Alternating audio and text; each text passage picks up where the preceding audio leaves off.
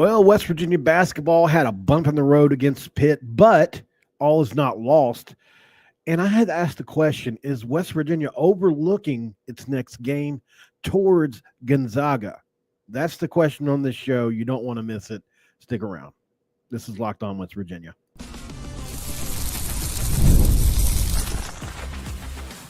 You are Locked On West Virginia, your daily podcast on the West Virginia Mountaineers, part of the Locked On Podcast Network, your team every day. What is up? Welcome in, guys. My name's Mountaineer Paul, your host as always, and you're here again at Locked On West Virginia, right where you should be. Today's episode is brought to you by Game Time. Download the Game Time app, create an account, and use code Locked On College for $20 off your first purchase. Do it and do it now. Thank you for making Locked On West Virginia your first listen and for being part of the Locked On Podcast Network, where we talk about your team every single day. And on this episode, I've got a very special guest covering college basketball all around the Northeast, New Jersey, Connecticut, New York, you can name it. He's there. Jaden Daly from Daily Dose of Hoops. How is it going, man? Paul, always a pleasure to talk to you, my man. Thank you so much for having me. Just got into the first 2 weeks of the season, got a little bit of a break after a little bit of a marathon schedule for the first 2 weeks. So I'm well rested, and I'm looking forward to the next step. And one of those involves Iona, an Iona team that I've already seen a couple times this year, taking on the Mountaineers Wednesday night in Morgantown. Should be an interesting game. Iona coming off of a win against Vermont. We'll get into that a little later. But thank you again for having me on. No problem at all, man. I was looking at the schedule, and obviously West Virginia, a ton. You want to talk about just the murderer's row of a schedule? It's insanity. They've got something in the realm of 7 or 8 top 8 teams to play. But on the 27th, Wednesday the 27th, which is a week from tomorrow, they play Gonzaga, who just absolutely decimated Baylor by 40 points in their game. It looked like maybe the best team in college basketball. And so it would be logical that in a week in which you feel like you're better than a team, you prepare a little extra for the team ahead. Coaches do it all the time, even though they may not admit it publicly. Is this Iona team too dangerous to do that to? I don't know about that yet, Paul. I think Iona is still a work in progress, as its 1-3 record will indicate, coming off of a win against Vermont Friday night that the Gales literally had to earn. Vermont had a lead in the second half before Iona came back to the final 3 or 4 minutes to steal it away. But when you look at the 3 games that Tobin Anderson and the Gales have played, a close loss against Princeton, and then losses at Hofstra, a double-digit loss where Hofstra just shot the lights out, and then against Delaware a week ago, say, where Iona just couldn't get anything going offensively. It's finding its way. I admittedly haven't seen West Virginia yet, so I'm excited to take a look at the man, Darian Devries, and it could be a game that could get into the 80s if Iona can get everything going offensively. I don't know if they're dangerous enough to pull off an upset yet. Obviously, never say never. But I think this is a team that's still trying to feel itself out before MAC play opens up in another couple of weeks, and they're using this game to really get a feel for what they have going into January, February. Yeah, I find this to be an interesting game myself. And when you look at it, Iona is 1-3, obviously. West Virginia, its 3 games has looked good at times. It's looked bad at times. I think they beat a pretty good UMass team with Frank Martin at the helm. That team looked like it could be a borderline tournament team just based on what I've seen with my eyes. Now, they can end up playing poorly the rest of the year, but UMass looked like they had several really good players on the floor. And you probably cover them being since they're in that. Maybe I don't know if you go all the way over to Massachusetts or not, but certainly they have a good basketball team. And West Virginia looked good at times in that game, several double-digit leads. Robert Morris is a team that's probably, I don't know how good they're going to be, but they played their first true test at Pitt, and Pitt really they didn't miss in the first half. It was really just a complete. Have I lost Jaden here? Oh, there we go. Are you still there, Jaden? Yeah, I'm still here, Paul. A little bit of an issue. I don't know if it's on your end or mine, but I'm going to say probably your end. I'm plugged into a router, so I unless it's something else is going on. I'm not exactly sure what it could be. But It probably is.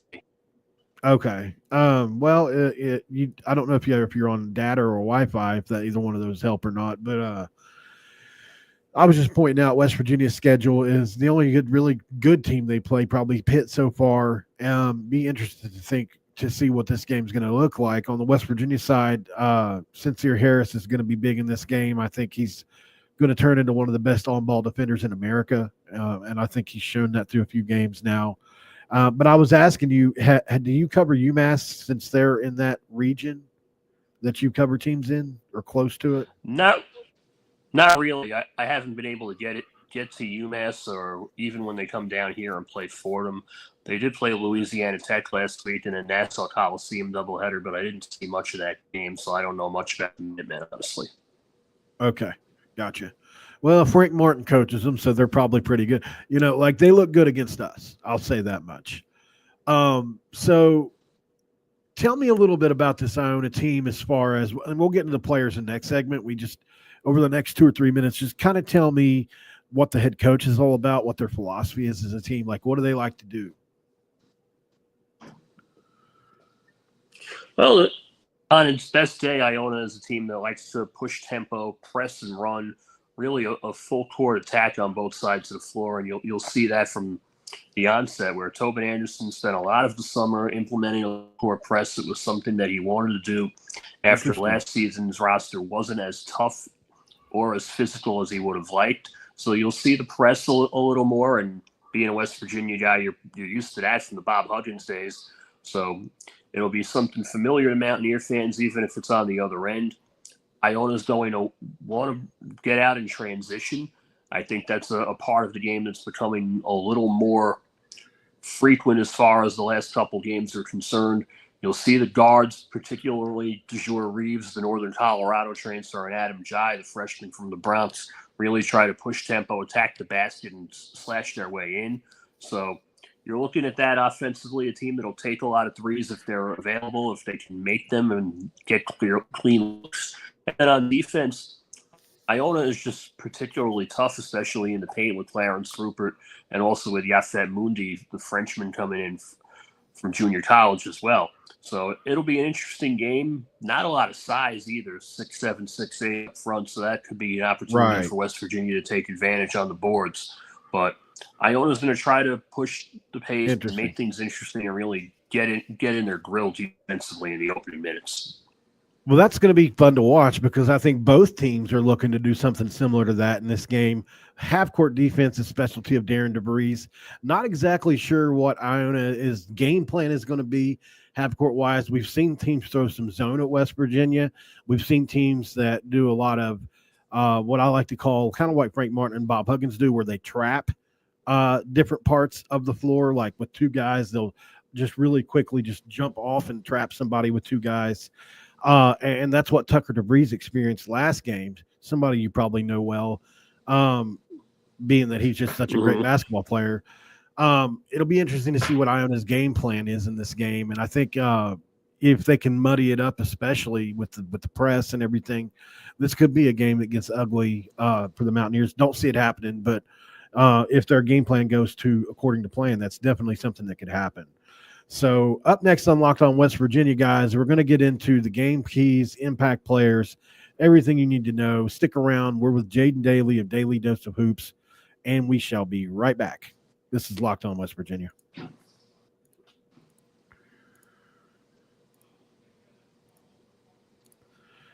This episode of Locked On West Virginia is brought to you by Return On You. Fans, listen up. You need to download the Return On You app. You've heard us talk a lot about Return On You this season and how they're revolutionizing the NIL industry. Return On You allows you, the fan, to have a say-so in who gets NIL money. And here's what I absolutely love about Return On You. You get your money back if that player transfers. Return On You is helping us keep our team intact, and it's actually good for the game long term. You can show support to players, any player you choose. I have chosen Reed Carrico by depositing a little appreciation onto that player's account. To do that, download the Return On You app.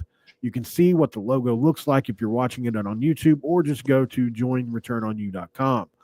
Now let's spotlight the player of the week this coming week, Aiden Garn. So we're going to throw some money into his account at Return on You. Every contribution counts, 10, 20 bucks. It all adds up, and it's going to help your favorite player stay put. Join me and show some love for Aiden Garns. Download the Return on You app, join Return on You and.com, and use the promo code Locked On. Every athlete from every team is there. No purchase necessary, void where prohibited. Join returnonyou.com for full terms. Support the players and change the game. And this episode's also going to be brought to you by Game Time, guys. Game Time makes curation a lot easier to save on sports, concerts, comedy, theater, etc. Make sure you use the panoramic view in your seat before you buy in the app. Game Time will credit you 110% of the difference if you can do that or find a lower price. Covered with the most flexible customer service policy in the ticketing industry. Download the Game Time app, create an account, and use code LOCKEDONCollege for $20 off your first purchase. Download the app and redeem the code LOCKEDONCOLLEGE for $20 off. And download the Game Time app today. And ask yourself this question, guys. What time is it? It's game time. And we are back with Jaden Daly from Daily Dose of Hoops, covering West Virginia, college basketball in the Northeastern, all throughout Connecticut, New York, everywhere. Thank you for being on, man. So we were going to talk about some key players here in this game from the Iona side of thing. I'll get into some West Virginia players. You take it all from here, man. Who are some players that the casual West Virginia fan at home is going to need to know about concerning Iona? Well, first things first, the backcourt that I mentioned briefly in the opening segment with DeJour Reeves, the Northern Colorado transfer at the point guard spot, who was in his first full season as a starter. So this is not necessarily uncharted territory for him, but it's a learn as you go kind of role. He was a preseason All-MAC selection. He's demonstrated a potential to not only get his own shot, but create for others as well. He's a scoring point guard. He'll probably look to get around 10 or 12 points against the Mountaineer defense. His backcourt partner, Adam Jai, is a freshman from the Bronx, a product of Cardinal Hayes High School, one of the top programs in the New York area as well. He's a pure shooter. He'll probably be the main option from beyond the arc. On the wing, James Patterson is going to get most of the looks. He's a Division II transfer from St. Thomas Aquinas, who averaged almost 24 and 9 a year ago, but hasn't broken out yet at the Division I level through his first 4 games. He's a work in progress. And then up front, Yafet Moody and Clarence Rupert, the 2 forwards. Moody is coming off of a 16-point, 18-rebound game a week ago against Delaware. He's a type of guy that'll crash the offensive glass at 6'7", 6'8", and really pose matchup problems. And Clarence Rupert's a fifth-year senior from Philly. Philly toughness. He was on the St. Peter's team that went to the Elite Eight, actually started on that team in the game against Purdue and the game against North Carolina in March. So he has veteran leadership and toughness as well. Iona's bench is still a work in progress. This team will go 9 or 10, maybe even 11 deep. Kernan Bundy is probably the one guy off the bench that West Virginia fans are going to see a lot of. A high-energy guy, does a lot of the hustle stats that don't show up in the final numbers, makes things happen on both ends of the floor. He affects the game. He affects winning, and probably be one of the first 2 guys coming off the bench in the opening minutes Wednesday night. Yeah, and looking at that stat line versus Vermont, the Catamounts, so they really, it looks like they like to play 1, 2, 3, 4, 5, 6, 7 guys, but pretty much what you said. They'll go up to 9, but 7 guys get the bulk of the minutes, and really 5 guys get the majority. It's quite a disparity looking across all 3 games so far. Most of the starters get 30 minutes or up, and then there's 18, 14, 8, and 5 minutes remaining for the other 4 players that rotate in, it looks like, at least in the last game. Looks like that Patterson guy that you mentioned scored 18 in the last game, so maybe he is starting to come on, Jaden. And DeJour Reeves, I mean, you want to talk about young. It sounds like they went pretty young in some spots here, and a work in progress. Iona is one of those mid-major teams, too, that over the years have put scares into teams in the tournament. They've had some really good teams over the years. And with in the portal era, you just never know when a team's going to start to click. And it's the same thing for West Virginia. Darian Devries dealing with 12 new players, trying to fit a new team together. A lot of talent on this West Virginia team. Can't overemphasize that enough. But I think this is going to be an interesting game between two teams that are in first year rebuilds. Right, Rick Pitino moves on to St. John's, and here he's got his replacement here at Iona, and obviously Bob Huggins has had to resign from West Virginia, leaving Josh Eilert to take over, and then Josh Eilert gets pretty much let go of his duties, and now we have Darian Devries coming in.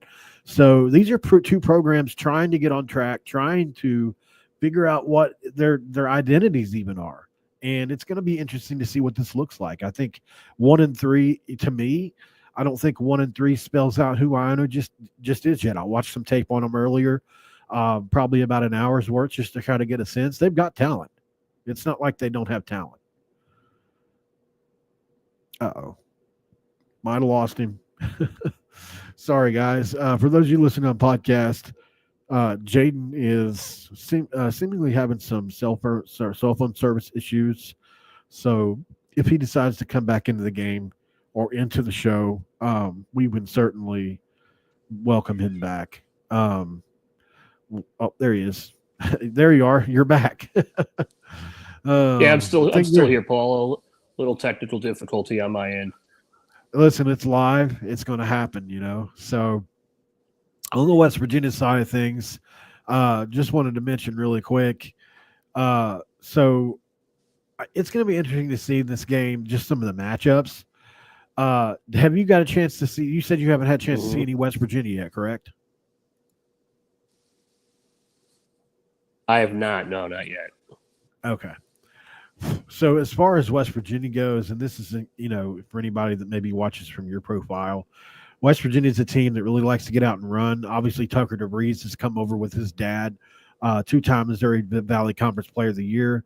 He's gotten off to a really good start this year against Pitt. He had probably one of his worst games of his career, leaving some to question whether he can play at this level or not. I don't think personally, I have no question at all about it. I really think he just had a bad game.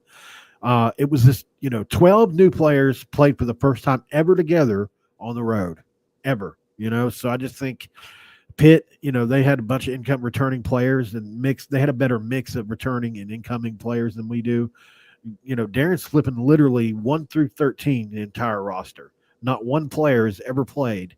We're West Virginia that's playing right now. So I just think it's going to take a while for this team to get meshed together, which is why I say this still could be a trap game. Just because Iona's 1-3 doesn't mean that they can't win this game. I don't think that's going to be the case, but I'm not overlooking Iona.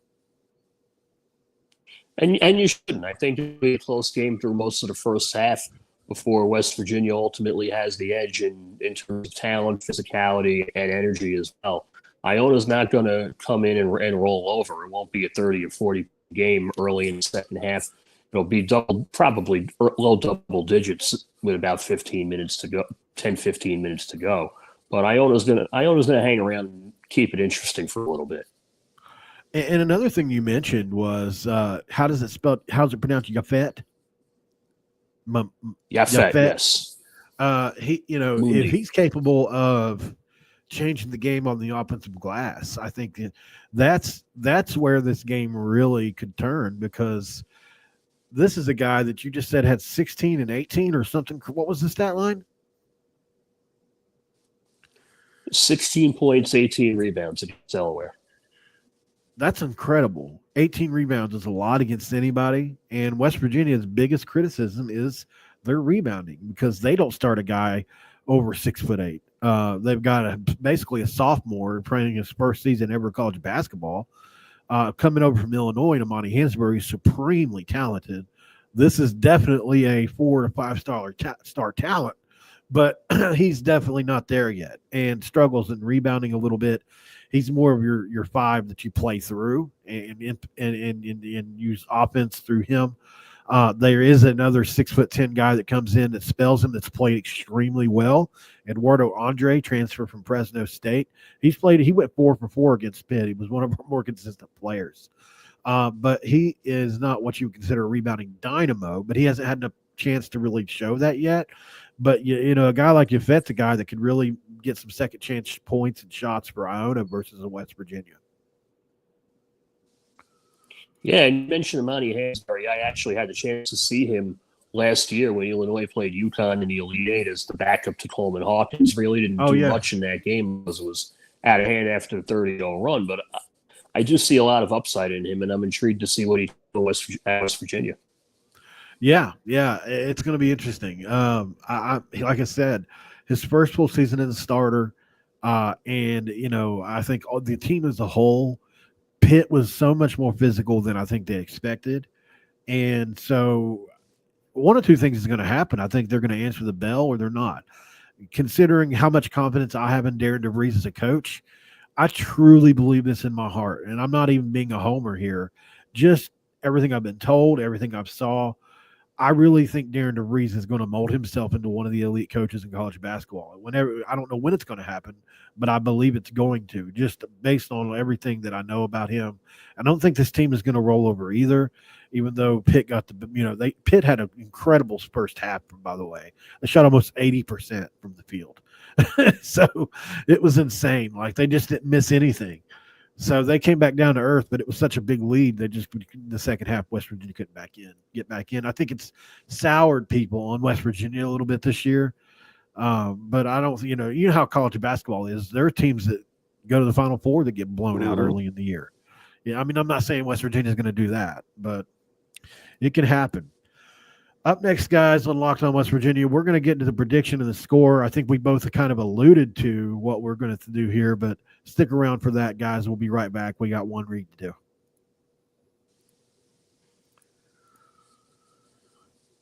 This episode of Locked On West Virginia is brought to you by LinkedIn Talent Solutions, guys. That's right. No, this is Mint Mobile. Apologies. It looks the same as LinkedIn did. I love a great deal as much as the next guy, but I'm going to crawl through a bed of hot coals just to save a few bucks. Not really. It has to be easy. So when Mint Mobile said it was easy to get wireless for $15 a month with the purchase of a 3-month plan, I called them on it. Turns out it really is easy to get wireless for $15 a month. The longest path of the process was the time I spent on hold waiting to break up with my old provider. It's pretty easy to switch over, needless to say. To get started, go to mintmobile.com/lockedoncollege. That's where you'll see it and where you have to go. Right now, all 3-month plans are only $15, including the unlimited plan. All plans come with high-speed data and unlimited talk and text delivered on the nation's largest 5G network.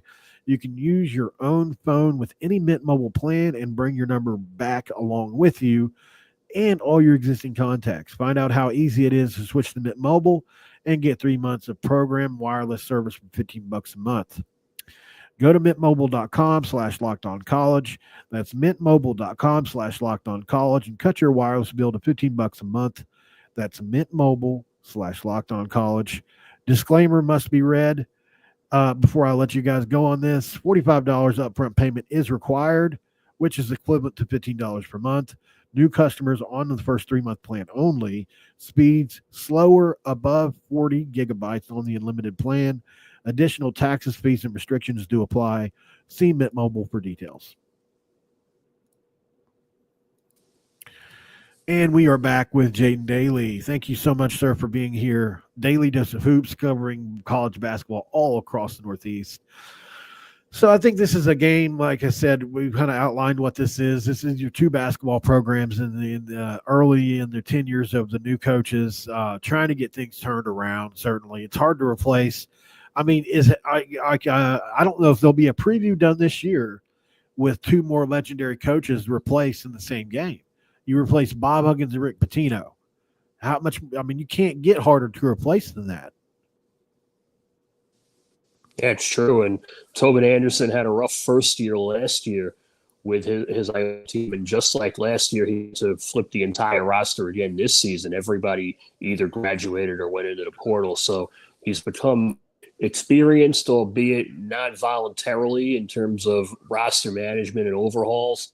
And so far, the early return year two seem like the Gales could ultimately be a better team at the end of the year than year one. Obviously, we still have another 3-4 months to play out, but it's always a process regardless of who you replace. And Pitino had the same issues when he replaced Tim Cluse a few years ago where he comes in taking over an Iona program that had been to 4 straight NCAA tournaments in 6 or 9 years.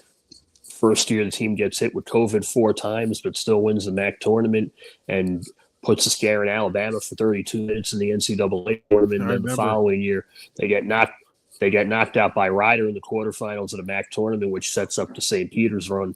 And then his last year, 2 years ago, they go to the tournament, win the MAC going away, and then they lead UConn, who goes on to win the national championship and blow everybody. They were up at the half in that game, the only team to lead UConn at halftime in the tournament. So that was one of the best college Tobin has basketball his work teams cut I've out ever for seen. him. Yeah. And the following year was even better. But Tobin has his work cut out for him, and I think he's a little further along at this point of the year than he was a year ago, which is a credit to some of the more experienced guys that he's brought in. And I think you'll see that in this game Wednesday night, where Iona, like I said, they'll keep it interesting through the first half and maybe early in the second, but I think ultimately just run out of room against the Big 12 team. Nothing to be ashamed of there. I think West Virginia wins by around 18-20. And that's a fair assessment. I think, this is a game where I think Tucker DeVries is really going to – West Virginia doesn't have great size in the blocks, but they have great positional size. You've got Toby Okani from University of Illinois Chicago, the transfer. He's 6'8". That is a wing player for West Virginia. You got Tucker DeVries, who swaps between 3 and 4, who is, works kind of like a wing/stretch big because he rebounds it so well, and he's such a nightmare to really pair up with. He gets compared to Luka a lot, but he's not quite like Luka in my opinion. He didn't handle the ball. He gets his hands on a lot of balls and passing lanes and stuff. Sincere Harris, it's going to be interesting to see. He's the best on-ball defender I've seen since Javon Carter, who was a Big 12 and National Defensive Player of the Year, so that says a lot. And through 3 games, he's locked everybody up that he's played. So I think he's going to be key in this game. But who I'm really looking forward to seeing is I want to continue to see Eduardo Andre build on what he's been building on up until this point in the season, because we need him as a big to really step it up, and I'm looking forward to seeing that. But I think West Virginia wins too, Jaden. I'm going to say they win by 25. I think this is a team that is going to be really pissed based on how the last go around went with Pitt. I think they were embarrassed on live television, and I'm looking forward to seeing what Darian Devries does with his team as far as motivationally to get them back in this game. As far as keys to the game, I think West Virginia, obviously staying even or winning the rebounding margin is going to be a key in every single game this year with West Virginia. I'm going to say handling the full court press is going to be number 2, because God knows, although West Virginia wants to play fast and get sped up, they don't want to be sped up by another team. I think that's an important distinction. And then number 3, Tucker DeVries, he has to get his. West Virginia has to develop a better second scorer outside of Tucker. They have plenty of options.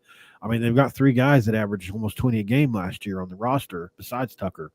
But nobody has developed as of yet. So I think Tucker he has to continue to be that guy and build up the stat sheet for the Mountaineers. Do you have any keys for Iona if they're going to pull this off? Get out in transition, hold on to the basketball. I do think the one downside to the transition game is you're more susceptible to giving stuff up defensively. Don't rush shots, try to look for a clean look. Maybe not necessarily go bombs away from 3. If you can attack the glass, do that. I think if Iona can play smart and play within themselves in the first half, this game could be theirs for the taking and could be theirs to make interesting for the majority of the night. I appreciate that, man. And you guys make sure you go check out Jaden Daly on Daily Dose of Hoops. Thank you for the almost 100 of you watching. We've only got, looks like 21 on YouTube, almost 80 on X. Well, thank you guys for being here early in the afternoon on a weekday. Normally go live in the evening, so that's still a pretty decent turnout for during the day early. Make sure we support Jaden, like I said, over on Daily Dose of Hoops. Man, does a great job over there.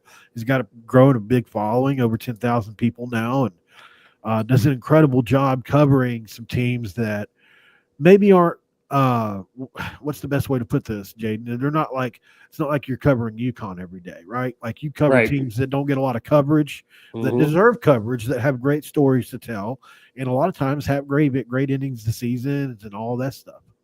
Yeah, that's the best part of the mid-major game up here, Paul.